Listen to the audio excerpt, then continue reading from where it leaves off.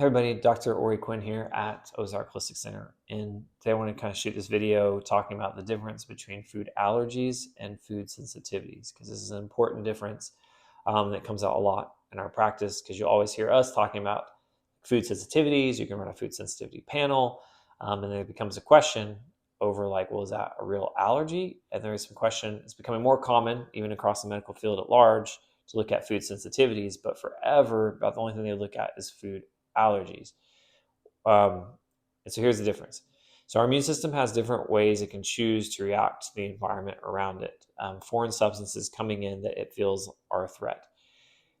The way it reacts is creates compounds called antigens. And each antigen has a different cascade that it creates within the human body. And so for food allergies or even seasonal allergies, it creates what is called an IgE reaction, which is a strong histamine-based reaction. This is the idea of like eat a peanut and your throat could swell. What we call an anaphylactic reaction. Some people go into anaphylactic shock even. That's an IgE reaction. Most of the time, by the time someone comes in our office, they're aware that they have that type of reaction, like a food allergy. And when you go to an allergist, and this is starting to change, but forever now, it's been what they would do is they call it like a prick test. So they take this massive kind of sheet of all these little tiny microneedles that have these different protein structures on them from different foods or different things in your environment, in the air, and they pop it onto your skin, and they leave it there for time, pull it off, and they come back a time later and look, was there a reaction on the skin? Because there's a good correlation between if something reacts on the skin, that it will react internally as well in that strong level. So it's a very strong reaction.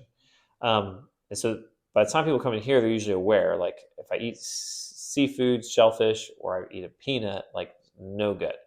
But they'll say like, but those are the only allergies that have ever been found on me.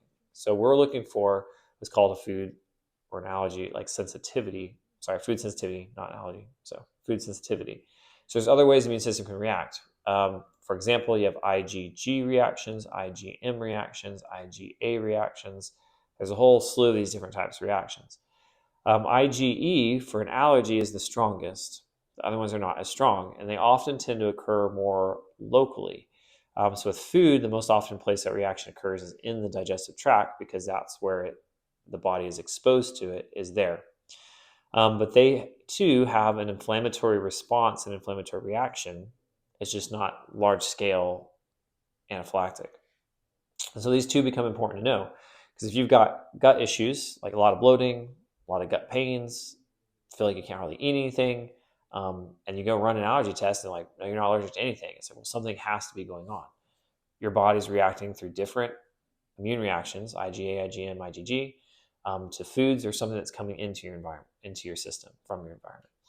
And so you can run those tests. In office, we also do what we call like muscle testing to try to assess for those kind of things. And it can make massive changes for people when you remove those things that people are sensitive to. So hopefully that explains that difference and helps you out. Thanks.